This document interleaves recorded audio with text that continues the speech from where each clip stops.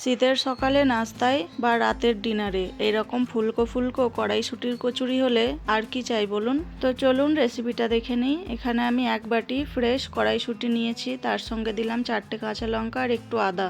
সামান্য পানি দিয়ে এরকম ভালোভাবে ব্লেন্ড করে নেব। এদিকে একটা প্যানে দিলাম 2-3 চামচ মতো সাদা তেল, তার সঙ্গে একটু হিং মিশিয়ে দিলাম তেলের সঙ্গে, আর ছোট চামচের 1 চামচ দিলাম কালো জিরে। একটু ভেজে নিয়ে বানিয়ে রাখা পেস্টটা প্যানের মধ্যে দিয়ে দিলাম। একটু নাড়াচাড়া করে নিচ্ছি। তারপর এর মধ্যে স্বাদ মতো নুন দিলাম আর 1 চামচ দিলাম চিনি, টেস্টটা ব্যালেন্স হওয়ার জন্য। এবার এটাকে ভালোভাবে নেড়েচেড়ে যখন একটু শুকিয়ে আসবে, তার মধ্যে 1 চামচ মতো বেসন দিয়ে দিলাম। বেসনটা দেওয়ার কারণ, যখন আপনি পুরিটা বেলতে যাবেন ভিতরের পুরটা বেরিয়ে আসবে না। পুর রেডি হয়ে গেছে, এটাকে পাশে রেখে ঠান্ডা করে নেব।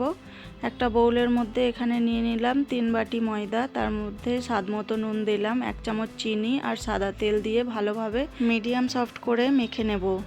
তারপর 10 মিনিট রেস্টে রাখবো। 10 মিনিট পর এইভাবে ছোট ছোট লেচি কেটে নিয়ে একটা বাটির মতো শেপ দিয়ে তার মধ্যে 1 চামচের একটু কম কড়াইশুঁটির পুর এইভাবে একটু গোল বলের মতো করে লেচির মধ্যে ভরে হাতে করে একটু চ্যাপ্টা করে নিয়ে তারপরে পুরির মতো বেলে নেব।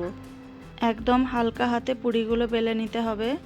আর পুরিটা বেশি মোটাও থাকবে না, বেশি পাতলাও হবে না, এই রকম করে সমস্ত পুরিগুলো বেলে নেব। এবার পুরিগুলো ভাজার জন্য একটা কড়াইয়ে সাদা তেল দিলাম। তেল গরম হয়ে গেলে একটা একটা পুরি তার মধ্যে দিয়ে পুরিগুলোকে আমি ভেজে নেব।